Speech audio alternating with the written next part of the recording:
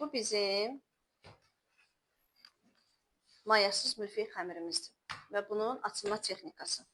Bunun açılma texnikası belədir ki, qatlar arasında səliqəli şəkildə qalsın. Çünki biz bunu ev üsulunda açırıq. Və burada qatların mütləq şəkildə səliqəli həmdə keçməməsi üçün, xəmirdə həll olmaması üçün düzgün texnikadan istifadə etmək lazımdır. Görürsünüz? Bir də ən önəmlisi, mayalı milfey xəmirin hazırlanmasında qəti şəkildə əlimizin altında olan mərdanəni xəmirin üzərində sürmək olmaz. Bax bu şəkildə. Qətiyyən bax bu şəkildə sürmək. İcazə vermək lazımdır ki, o xəmirin üstündə sərbəst şəkildə özü geçsin. Bax bu əsas texnikalardan biridir. Bu səbəbdən bir çox şirniyyat ustalar deyirlər ki, bunu evdə hazırlamaq qeyri-mümkündür. Çünki xanımlar o texnikanı bilmədiyinə görə o qatlar xəmirin arasında yayılır. İndi bax bu texnikanı mən gördünüz. Qəti üstündə belə sürümürük. Bax belə açırıq. Gəl. Başla.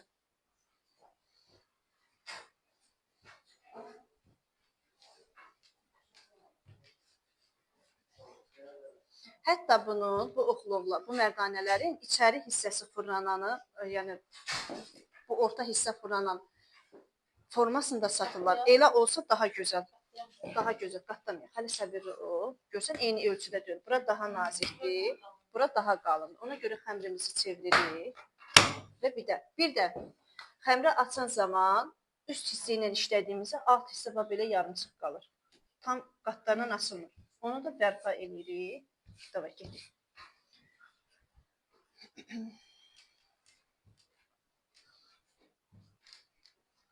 Aşağı.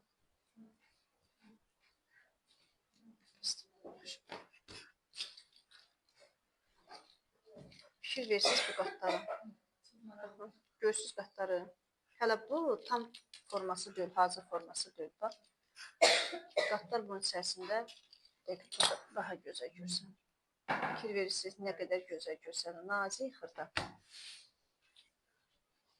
Xəmirimizi xarab eləmirik.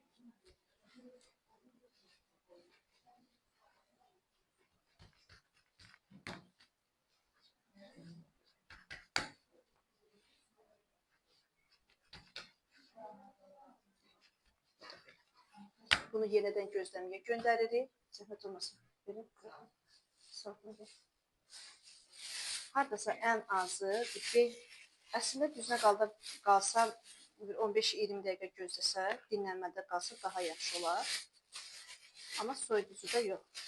Otaq temperaturunda. Çünki otaq temperaturumuz zaten sərin olmalıdır ki, biz onunla işləyən zaman yağ xəmirin içərisində həll olmasın.